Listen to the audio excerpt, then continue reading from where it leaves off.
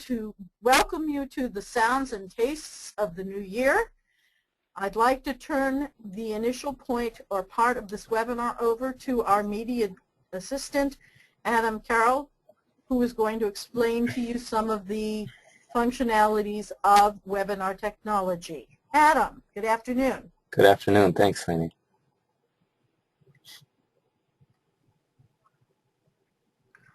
Taking a while for that first screen to move. No worries. There we go. The webinar broadcast has begun with all attendees in listen-only mode. Before the presentation begins, we would like to review a few guidelines for webinar attendees. You should all see a panel in your window similar to our examples on the following slides. This control panel presents each attendee with various options related to our webinar presentation. Please familiarize yourself with this panel so your webinar experience is optimal. In the panel, if the panel is getting in your way, you can click the double arrows to minimize your panel so you can see your entire screen. There will be a question and answer session, actually a few in this webinar. If you'd like to speak your question and be heard, raise your hand using clicking on the hand icon as noted in the slide, and I will get to you and unmute you, and you'll be called on and you can speak. Or if you'd rather type your questions in the questions log, you can do that, and I will notify the presenter and they will be able to answer your question. You have the option of choosing one of two audio modes: use telephone or use mic and speakers. Please select a mode that works for you, but also be aware that most computers do not have a built-in microphone. So selecting the telephone for your audio mode is often the best bet. When using the telephone component, be sure to enter your audio pin, which is displayed in the audio pane. If you are encountering any issues with your webinar experience, please type your questions into the questions log, and I will do my best to troubleshoot your issue and get back to you quickly. If you continue to have difficulty with any portion of the webinar, please contact GoToWebinar Help, either by calling their helpline and selecting option 1, or by clicking on the help option on top of your webinar panel and selecting GoToWebinar Help. Thank you for your attention, and let's begin our presentation. For our first part of today's webinar, I'd like to introduce to you Cantor Dan Pincus. Dan is an invested cantor from the Hebrew Union College, Jewish Institute of Religion. He was invested in the year 2000 and has served congregations ranging from Temple Shomer Emunim in Sylvania, Ohio, and the Hebrew Tabernacle congregation in Washington Heights, New York. Currently, Dan serves as a spiritual care counselor of the Visiting Nurse Service of New York through its hospice program. Additionally, he's noted and known for his teaching of drumming, specifically therapeutic drumming, and he is quite expert in the sounding of the shofar, which is what he will be sharing with you this afternoon. In addition to his work in sacred music and care, Dan is a secular performer with a beautiful tenor voice. He's performed for National Public Radio, for the Lincoln Center of the Performing Arts, and at the Marlborough Festival. I, without further ado, give you teacher and shofar blaster or extraordinaire, Cantor Dan Pincus. Dan. Thank you, Lainey. I would like to add one qualification to my name, which is student. I consider myself a student of shofar, and it is my great pleasure and blessing to be able to share something of what I know today with you and to ask questions which might stimulate your thinking and perhaps stimulate the thinking of interested folks in your congregations. Shofar. It is the unique sound of Rosh Hashanah. We all look forward to hearing it. That said, why didn't I say also of Yom Kippur at the end of Ne'ilah? Because the mitzvah of hearing the shofar, as defined by Maimonides, only really applies to the first day of Tishri. It was a later tradition added on. Perhaps people just wanted to hear it one more time when it was added at the end of Ne'ilah. but the essential mitzvah of, by the way, not playing the shofar, but of hearing the voice of the shofar is proper to Rosh Hashanah, unless, of course, it occurs on Shabbat. Its sounds evoke something wild, something mysterious, a call from the other, something arresting.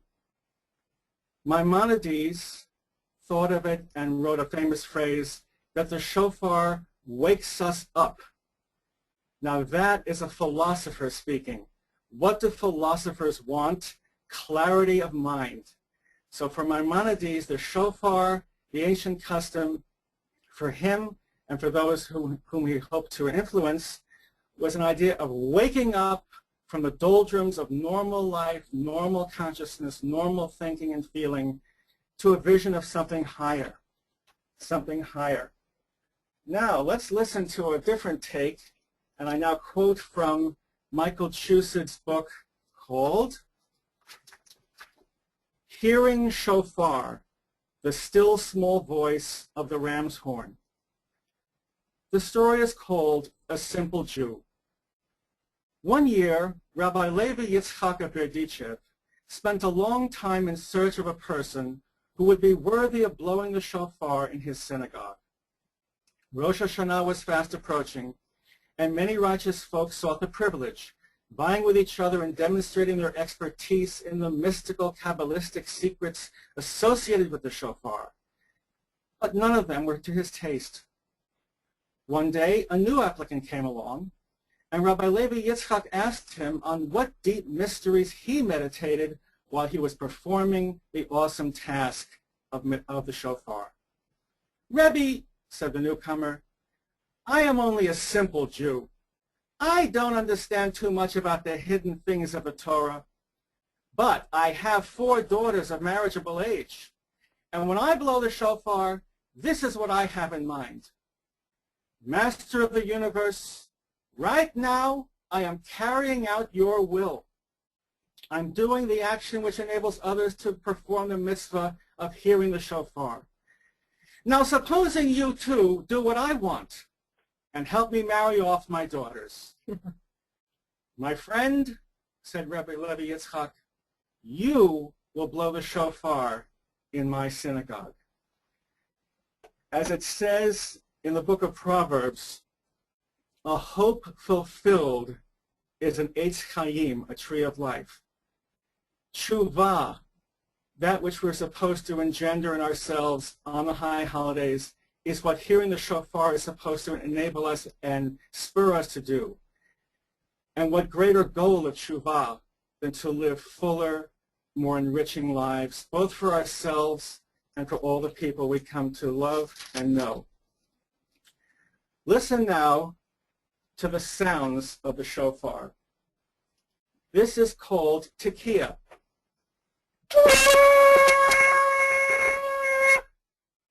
It is defined in the sources as a single note. Listen now to Shvarim.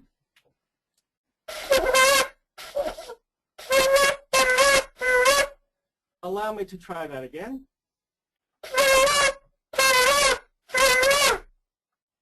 Shvarim means broken, the idea of moaning or breaking the sounds one from another. And finally, Truah.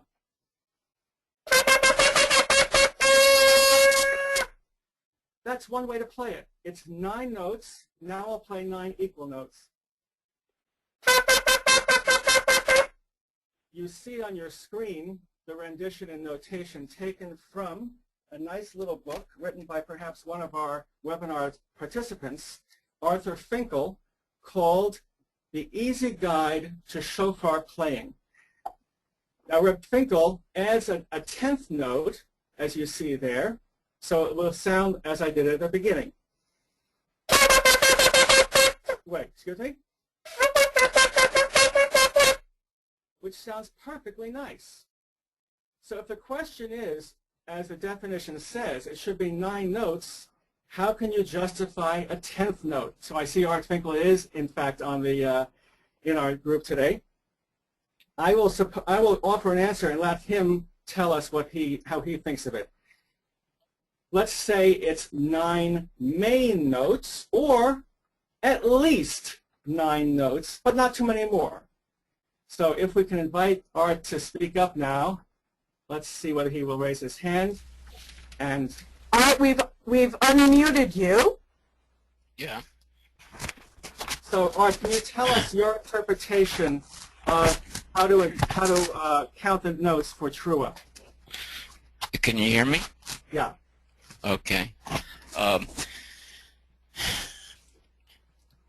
Well, I'm not challenging. I'm just interested to hear your views. Well, the strict interpretation of the Shulchan Aruch and the Mishnah Berurah, the halachot, says 9. The sages indicate that the custom of the community is deferred to. So there's a Lithuanian way, there's a Hungarian way, and there may be a Philadelphian way. Right. Which brings me to a very important point I'd like to leave you thinking about today, all of you. Playing, I'm going to use the verb play. Playing shofar, ideally, is an art. And artists play pieces of music differently. Painters certainly paint differently. Why shouldn't shofarists, or Baalei Takia as we're called, play differently? And yet, what binds us all together is the knowledge of these words, Takia, Shvarim, and Trua, and Takia Gedola, and also the traditional interpretations of how many notes, for example, in Trua. You could say perhaps 9 main notes, or Takia is not as I've played it before, but perhaps like this. A note with a little tail at the end going up. And the phone's going off. No, just ignore it. We're ignoring it. Okay. So already you can hear, folks, that there's a matter of interpretation. One very interesting point of interpretation was made a while ago, many decades ago, that in each line of calls, each unit should be equal in length. So for example, when the middle unit is Shavarim Trua, then the Takiyot, which flank it, need to be as long, more or less, as Shvarim Trua, whereas in the next 2 lines, when it's simply Shvarim in the middle or Trua, the Takiyot are shorter. The consciousness that gave rise to that interpretation, to me, is a classicist consciousness, one that likes balance and order. I also think it helps the player to simply keep thinking and to make sure that his or her renditions have shape, are artistic, and not just off the cuff. If there's one thing I'd like to see right off the bat happen in what I call klal reform, or American Jewry in general, is to raise the level of awareness of shofar. As I put in one of my postings recently online to advertise my services as a teacher, the subject line was, golfers do it, tennis players do it, cantors do it, why not Baalei Takia? Many, many Baalei Takia, bless them, play their best, but they don't take lessons. Even with an amateur teacher or the professional teacher, who would have thunk to actually take shofar lessons? But I think the time has come with scholars such as Art Finkel and Michael Chusett, who may also be among our group today. These men have devoted decades of their lives to propagating shofar. I think it's time for those who care to play shofar, to sound it in the synagogues, to think of it as something worth studying over a period of months. I will analogize it right now to buglers. The Navy Bugler's Manual has 100 calls and a detailed section on training. Okay, so it's very important in my view that we begin to think of shofar as a serious instrument worth many months of practice before the high holidays. And thank you for your attention. If you have a couple of questions that you'd like to ask of Cantor Pincus, this would be your opportunity to raise your hand. Remember, that's done by clicking on the hand shape on your control panel. I'll give you another second or two to indicate if there's something you'd like to ask. Seeing no hands, think about what you might want to ask. We'll give you another opportunity later if you'd like. And I would simply just say, Shofar, so good. Thank you, Dan. Thank you, Cantor Pincus. Now we're going to move to from the sounds to the tastes of Rosh Hashanah. And I'd like to introduce you to Tina Wasserman. Tina has been contributing as a food columnist to the Reform Judaism magazine since 2003. And at our Toronto biennial, we unveiled a large volume of her research and efforts entitled Entree to Judaism. It's a cookbook and full explanation of lore of over 275 recipes. Tina's trained in nutrition and education and has her own cooking school and serves also as a scholar in residence in various communities across North America. It was in 1994 that Tina was elected to the Les Dames d'Escoffier, an international culinary society that honors women in the food and beverage industry. So without further ado, I'd like to turn this webinar over to you, Tina. Thank you, Lainey. Welcome, everybody. I wanted to start out, first of all, and say that there is no specific required law that says that we have to do certain incorporate certain foods for the holiday. We incorporate them because of custom. There is no biblical dictate, although I will say the following, which a lot of people will be thrilled about and some will be unhappy, that in the Talmud, the only dictate certainly is for Hidur Mitzvah, which is taking the extra time to exalt God by making our holiday table and ourselves more beautiful, by using our best china and our silverware. You usually take out a good tablecloth.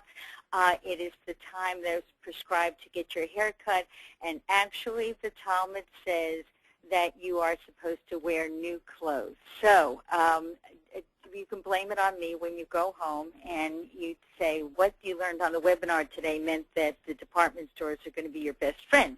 That said, of course, that's not my intent here. The intent is more to focus on the food. And the food choices really depend on the region that your ancestors came from or the exposure you've had to different culinary traditions. On the screen in front of you is the classic, what you would define as the classic picture of celebrating Rosh Hashanah. We're supposed to have a fresh first fruit of the season, and we dip apples in honey to celebrate so that we have a sweet and a fruitful new year. Well, that is the Eastern European technique for celebrating the holiday. On your right is a recipe that is always on my table as well now, and it is called dulce de manzana, or sweet of the apple. It is Sephardic. I originally learned it from a Turkish Jew, although it's prevalent in many countries that have large Sephardic populations. And basically what it is, what you're looking at, is you create a simple syrup by boiling sugar and water together, but then fresh apple is grated. Now you can grate it directly into the hot syrup, or you can use a processor. And believe it or not, even if the apple starts to turn slightly, as soon as it hits the hot sugar syrup, it turns white again. But what's fascinating, if you look at the picture carefully, it doesn't look like applesauce because the heat of the sugar mixture sets the apple in strands. And then it's cooked down so it becomes, of jam consistency. And when it's taken off the heat, rose water is added to it.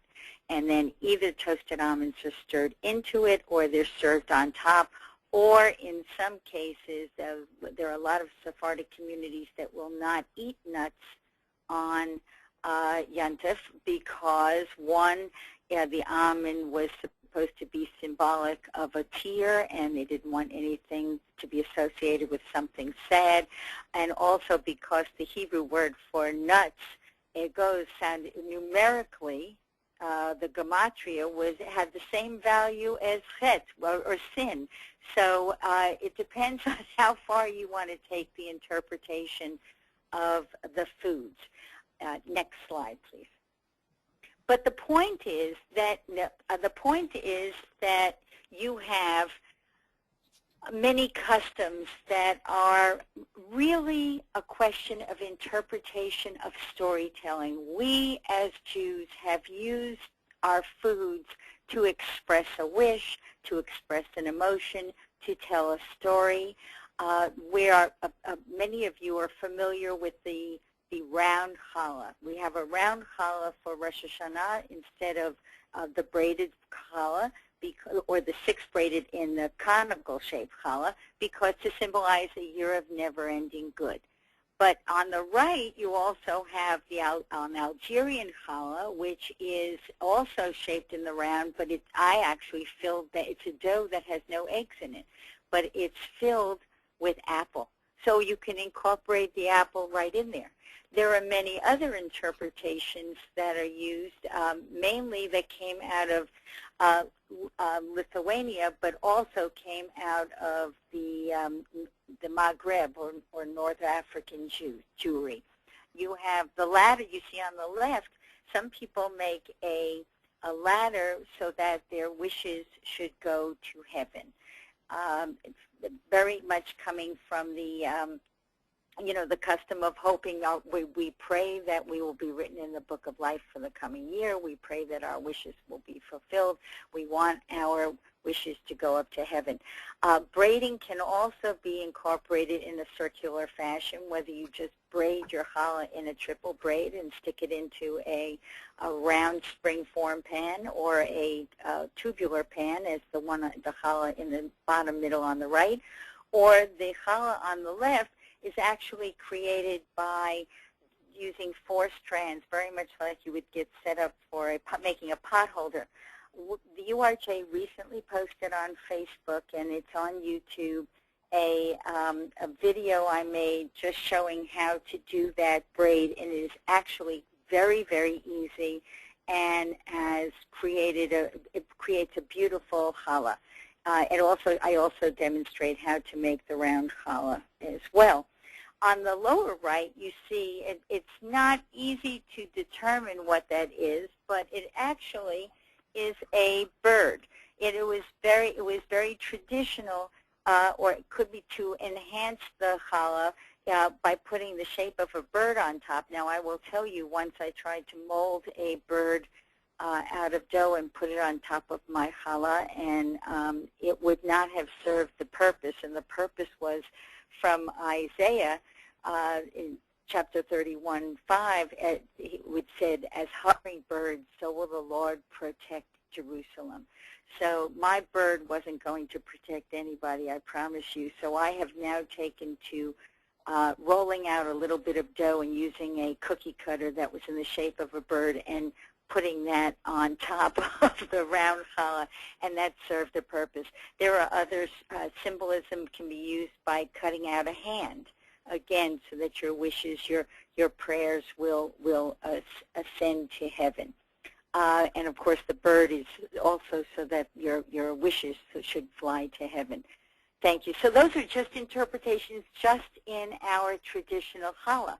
And you can do whatever you want. If you're working at home or you're working in your classroom with young children, you can even purchase the round challah already prepared, and you can, or just dough in the freezer and then shape it into a simple round and let them roll out the dough, or make fingers that, that together would look like a hamza or look like a hand, and put that on the bread as well. You glaze your bread normally with egg, and then you put your decoration on top and then glaze that as well. Next slide, please. Now, in in Ashkenazic Judaism, we know of the apples and honey, and we think in the round challah. But in the Sephardim actually have a seder, where they serve 7 different foods, and they have that on their table. And seder, of course, means order. We normally think of it in terms of seder, Passover seder, but it does mean order. And so I've just shown you some of the foods that they have and the reasons for it. And I always incorporate, I do not have a seder per se, but I have a large buffet dinner for a significant number of people in the community, and I put out lots of different foods, but I always try to incorporate some, if not all, of the foods that I'm about to mention. Carrots are very common to be used. The Yiddish word for carrot is meren, and that connotes wealth. They look like, and sliced on the gold, and sliced on the diagonal or in rounds, they look like gold coins. So carrots are included in the Seder. Pomegranates. Most of you know the story, but for those of you might not, it is purported that a pomegranate has 613 seeds in it. Now, that certainly is associated with the 613 mitzvot that we're supposed to perform each day. But it is also one of the new fruits of the season. So pomegranates are hello? Can you We hear lost me? you for a second, but now we can hear you again. Okay. Well, in any case, so that wherever I left off, the pomegranate seeds are a new fruit of the season, and they represent the 613 mitzvot. This is, by the way, a Persian dish called fezinjan. It's chicken with a pomegranate walnut sauce, which is actually very, very delicious. Next slide, please. It's coming. All Hold right. on. I can hold. There it is. Okay, where's my, no apple? Okay, well, the apples you saw at the beginning, but I will tell you that the gematria, or the number, can you hear me? Can you hear me? Yeah.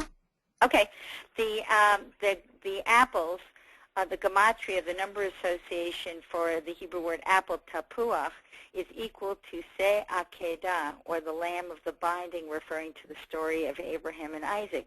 So that's why we have apple, and aside from the fact that it's the first fruit of the season, and apples represent fertility and the story of Sarah and Isaac. So that's why it's been incorporated into our holidays, especially because apples were prevalent in what we know is as Eastern Europe, where most of the people from the immigrants to the United States, or initially, were from that region. So that was our first exposure to a traditional way of celebrating Rosh Hashanah. Okay, the fish. You're supposed to have a whole fish, or a head of a fish, or a head of a lamb on your table. It'd make an interesting centerpiece. Because you're supposed to be, you want to be at the head of the year. You do not want to be at the tail of the year. And also because a fish never closes its eyes, as God never closes his eyes watching over us. Now, most of the time you might not be serving a whole fish, but but in a way you often do. If you get a smoked whitefish, there's your whole fish on the table, so you can have the interpretation and still having your modern modern customs in your home. Beets, it doesn't look like it, but that was beet hummus, which I learned how to make in Israel last year. But the Hebrew word for beet is relates to the word removal, and so Sephardim serve beets as a way of removing our sins and removing our enemies from our presence. Next picture. Leeks. Well, leeks are the Hebrew word sounds like the word to cut, and it's basically so we cut down our spiritual enemies, cut down our foes. Rabbi Angel's wife, a very famous Sephardi cook, once made not a limerick, but she used to play on words with leek, using the words may our good wishes give us like the leek, bring us luck and not lack in any, so she used terminology like that. And then pumpkin represents the hope that it's the thick covering protects the vegetable, God will protect us. So in the Sephardim will use pumpkin in their cooking, whether it's in cubes. Now you can find many recipes that call for butternut squash, since pumpkin is not in our markets yet. And I might suggest that you're not looking for a jack-o'-lantern pumpkin. You're looking for the small, sweet, what they refer to as pie pumpkin. Will make a significant difference in the final result of any recipe you choose. But definitely, you can substitute butternut squash. Next slide. Okay. And then, we tell stories, and I'd like to tell two stories about, one with the Kreplach with adaptation and the Kreplach. Kreplach can, you certainly can buy them ready-made, and everybody jokes and calls it Jewish wonton soup, but the bottom line is that in medieval times, Jews used to take their wishes for the new year and put it into a little bit of dough and wear it as amulets around the neck. Now, I am convinced that there was some practical Jewish cook back then who said, I'm not wasting this good flour on my necklace, and decided to put it in the soup. And it is very, very easy to make. You can buy ready-made pasta sheets if you want. As a matter of fact, if you get lasagna sheets, they will be so thick when you double them up that they probably will remind you of your bubbies if your grandmother used to make Kreplach. You can use wonton skins, but wonton skins come out very thin and flip-flopping all over the place. But the best thing to use for the filling is if you're making a brisket for Erev Rosh Hashanah, and you should make it in advance anyway, the shards of meat that generally fall off the brisket, you know very well that one of two things generally happens to it. Either it winds up in your mouth, or your pet is nudging you by your knees for a little sampling, a little forspice of the holiday to come. But I would suggest that during the year, or right before, you take those little shards of meat and freeze them. And then if you just combine them with some egg to bind it, and some either raw onion or cooked onion, again, to mimic what you remember in your mind's eye, because it's your holiday and you want to carry on what you remember, in your mind, in your heart, then that can be used as the filling for the Kreplach. Or they can be purchased and you can be put in. But certainly for dinner before Kol Nidre, serve Kreplach this year instead of your matzah balls. And Kreplach. Kreplach is a classic of Eastern Europe, and the Mediterranean actually all have different variations of dough and a honey syrup. But the traditional way of making this, and this I adapted, the traditional way of making it is to normally take the balls of dough and put them into a hot boiling honey syrup and then cook it until the dough is done. Well, the problem with that is that either the dough is going to be undercooked in order to get the honey syrup the correct consistency, or the dough will be cooked, and when everything cools down, you need a chisel to get it apart, which is not serving the purpose of nibbling on Kreplach. So also you have 20 million things to do before the holidays anyway, so I make the dough in advance and I bake it in the oven. And I put it in a freezer bag, and I put it away until I need it. And then right before I need the Kreplach, the day before, or right before the day of Erev Rosh Hashanah, I boil the honey syrup just for 10 minutes to get it the right consistency, and throw everything into it that I want, the cooked dough and the cherries, as you can see. And those, by the way, are drained maraschino cherries, because our society thinks that dried cherries are only good for fruitcake for Christmas. So it's hard to find the dried fruit. But you can use and these are more plump than using the dried cherries in the bags. And you can use the nuts or not, whatever you like. And those are modern adaptation and modern, traditions and stories for our holiday food. Is there another slide, Lainey? I can't remember. I think that's it. Okay. I think that's the last. Okay, and I'd be happy to answer any questions. Oh, and let me tell you that since you're listening to the broadcast, if you have any cooking questions as you're making your foods for the holiday, within reason, up until 11 o'clock at night, you can email me at asktina@urj.org. And believe it or not, I check my emails a lot, and I will be happy to answer your question so that you have a wonderful, happy, fruitful New Year. Thank you. Thank you, Tina. I have a comment for you. Okay. It says that the New York Times dining section has a Yes. feature on Jewish recipes routed through Africa, and she apparently missed perhaps part of what you were saying, wasn't sure if you had mentioned it. So we thank Miriam, is it? I'm trying to find your name there, who offered this particular piece. Miriam Eichler.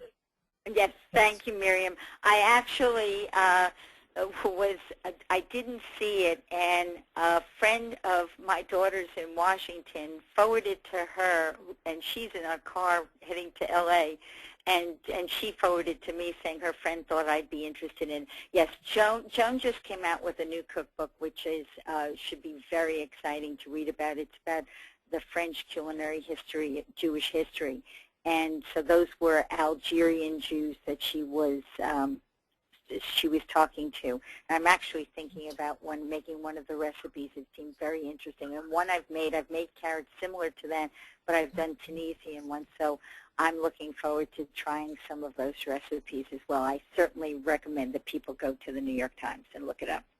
It's online too. Anybody else? And I just want to reiterate also, in addition to the New York Times, each of the issues of Reform Judaism magazine, Tina's column makes reference to some particular aspects of cooking, and of course this past month was focused in and around the holidays, the fall issue, and as well just to remind you that if you don't yet have a copy of Entree to Judaism, it's easily found by typing into your web browser urjbooksandmusic.com, and we'll be happy to help you with that. At this point, again, I see no questions. Oh, wait a minute. Mike Holzer has a question for you. Okay. Mike, you're unmuted. Mike, are you there?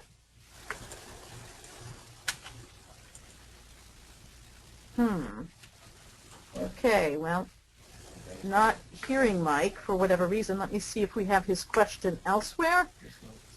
Just a second. Sorry about that. Okay. According to Meiri, all of Rabbi Ami's litmus tests were rejected because they violate the prohibition against divination. The reason why it is permissible to serve symbolic foods on Rosh Hashanah is that they are not meant as a litmus test to check if one is going to experience a good year. So again, that's a thank you to Mike, who wrote his response so that when apparently our unmuting him didn't play out, we were able to share that piece of information. Good. Shelley, we're unmuting you. Shelley Peller? Yes. Can you hear me? Hi. Yes. Hi. I have two questions. One with the apple that you had at the beginning. You had the picture of the apple and the honey, and then you had the apple sugar water. Right, the dulce de manzana, yeah. Okay, would you repeat that again, the name of it? It's Spanish. It's dulce, D-U-L-C-E, dulce de, D-E, manzana, M-A-N-Z-A-N-A. And how far in advance can you make that? Mine's already made. Okay. As a matter of fact, if you really wanted to, you could make a double batch, and you could have it on hand to give in small jars to all the Hebrew school teachers for Hanukkah. It will stay. It does not need to be preserved. It just stays in the refrigerator. It doesn't have to have wax on it or anything, and it's incredible on toast. It is absolutely beautiful from the picture. Oh, Also, well, good. It's delicious. I mean, if you like rose water, and you know, and I happen to love rose water, it's different, but it doesn't use a lot. Just uses enough to really balance out the flavor with the apple. I suggest in my recipe that if you can't get rose water, which you should be able to get, by the way, at any Middle Eastern market, and a lot of supermarket chains, Whole Foods I know has it. In the South, I know that Central Market carries it as well, and some Kroger's. But if you can't find it, you can use vanilla, but it's not the same. You know, but it's very, and it lasts forever. So the bottle of rose water and orange blossom water, I keep that even on my pantry. It doesn't even need to be in the refrigerator. Great, thanks. I did have one other quick question about the takeoff. Sure. The dough, what is the consistency of the dough? I mean, it looks like donut middles, donut holes. No. It is typical Eastern European. It is dry, not sweet, and hard. But it doesn't need to have sugar in it because it is balanced by all the sweetness in the honey mixture. So it's a perfect bowl. Now, I will tell you that I have tweaked the traditional recipe only in one area, and that is to accommodate more American palate, and I've added a half teaspoon of vanilla to the dough. That gives it a subtle sweetness, even though there's no sweetness, but it's to balance the flavor that Americans are used to. So I like that trick. Yeah, well, you know, it's just enough to, it doesn't change the ultimate recipe, but it's just enough to get people to balance the flavors, because I feel very strongly it's like listening to a chorus. You don't want to listen to the alto section stronger than the tenors, or the fifth seat of the soprano louder than her section. You want it well balanced, and in cooking, that is the trick. And there's no reason why you can't tweak it to the way you want to make it. All right? Very interesting. I saw before that Gail Greenberg had her hand up, but seeing that it's down, I'm going to click on you. Gail, you're unmuted. Do you have a question? Okay. Apparently there's some issue. If you do have a question, feel free to type it into the questions box, and we'll respond to it. Seeing no other hands at the moment, I'm going to thank Tina, and we're going to move forward into some answers to questions that have come in for the Cantor about shofarot. The first of which is beeswax considered a halachically valid polish to use on shofarot? I invite Arthur to raise his hand. As I said before, I consider myself a student of shofar, and this question challenges my knowledge. So if Arthur can weigh in, please do. Okay, Arthur, you're unmuted. Yeah, there are various things that are not necessary, that are not kosher, that can be used, and the rabbis point to the elephant hides that were in the tabernacle, the dyes from the oysters or whatever shellfish there were. Beeswax is acceptable, even though the insect is not acceptable to eat. Its secretions are. Thank you, Arthur. Great, thank you. So we're going to move forward now with an interesting article that Cantor Pincus had brought to my attention from Levi Meissner's Shofar Shop. A few Sundays ago in the New York Times, there was a little article about a Hasidic gentleman who was actually from the Skverer dynasty, not the more well-known Lubavitcher or Satmar group of Hasidim. And the article said that he sells shofarot in the one corner of his living room. So I got on the phone, I found his number, gave him a call, and visited him that very next Monday evening. Very jovial, nice man, with lovely little friendly children running around. And he sells very nice, kosher, of course kosher, very cleaned out shofarot. The oil of shofar, as opposed to the joy of shofar, The oil of shofar is an occasional smell that comes from the interior, and there's long, long legends about how to clean them out, various methods, and he sells very nicely cleaned out ones. What you see in front of you has only one factual error, which he admitted, which is that his shofarot do not go down from up from $30 to $300. The batch that I saw essentially were about $175 per shofar, and he did not have any less expensive ones. But I played it. It's a beautiful, colorful sound, and Lady Meisner is worth finding as a seller. Next slide. We have a next slide? Yeah, there it is. So here are some contact information for myself and for Michael Chusid. His website contains a downloadable version of his book. And Jay Levine is an old established Judaica company in New York that sells all manner of Judaica and shofarot. As well, West Side Judaica, further uptown in Manhattan, has a beautiful selection of shofarot and all manner of Judaica. And on the right, you see just a small sampling of the various types of shofarot. It doesn't tell, well, you see those numbers. They probably refer to a legend, which we don't have today. But the shofar I was playing resembles the shape of shofar number 4. And now I'm going to give you a little sample. If you can just move that. I'm just going to get access to the full. Let's see. Yes, number 1 is a rather corkscrew type shape, and I'm going to play one right now that I have right here.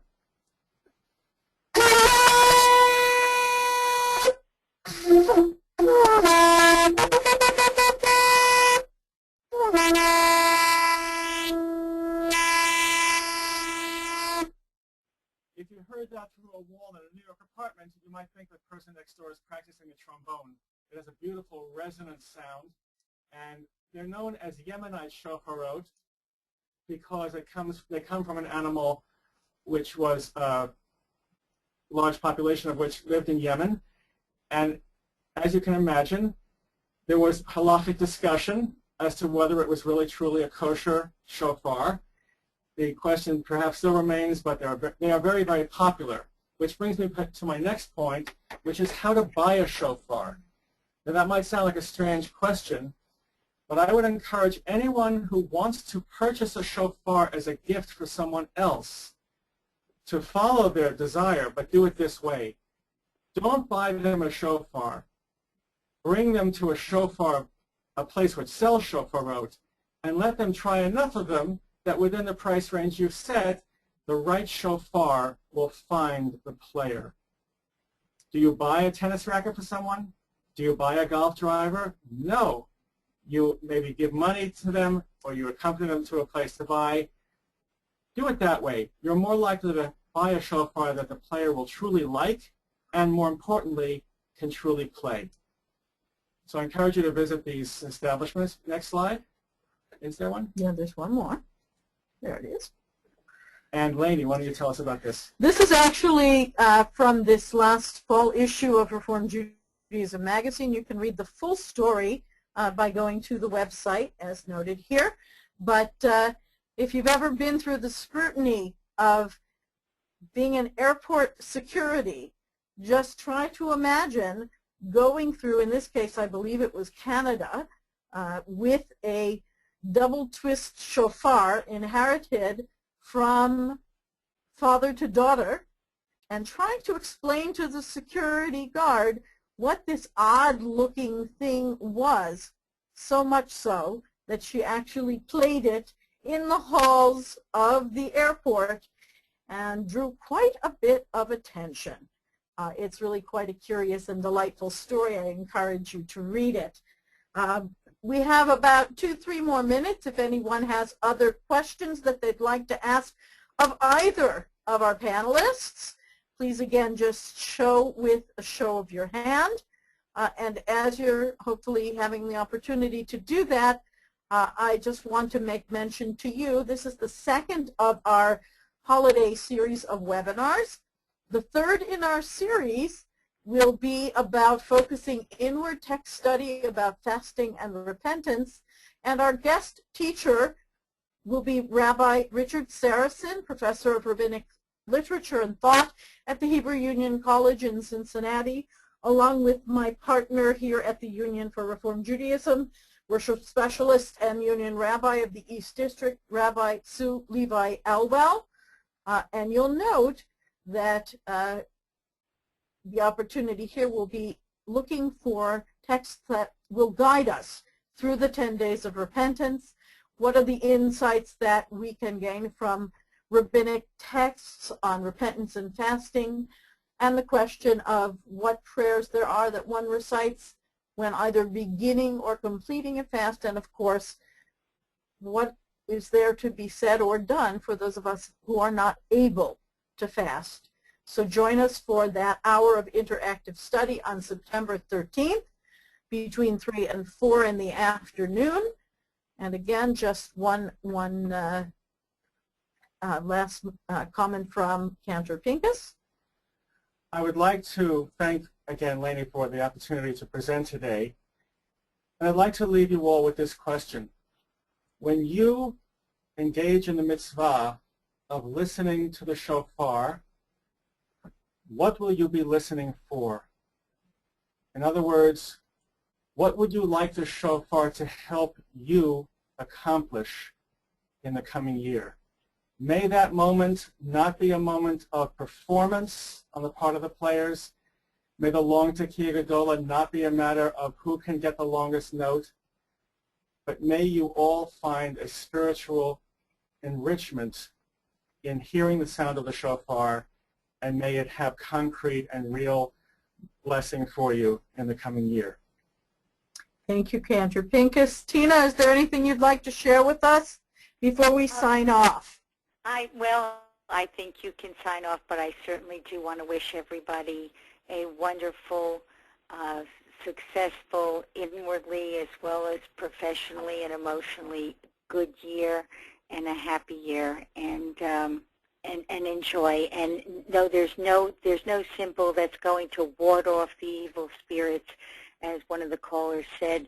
But from Babylonian times, this was a way to just express their need to want to feel a fulfillment in the coming year.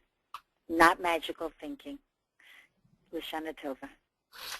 So again, we wish each and every person a Shana Tova Umtuka, a sweet and happy, joyous New Year, 5771. We look forward to sharing with you during the Aseret Yimei Teshuvah, the 10 days between the holidays. And as with all of our webinars, if you have other questions in between, feel free to contact either Rabbi Levi Elwell or myself, Cantor Lainey Katsu. Here's our information. And if you want to refer back to some point that happened during today's webinar, all webinars are posted typically within 24 hours on our webinar archives that you can find at urj.org/webinars. So again, thank you one and all for being with us today, and Chag Sameach.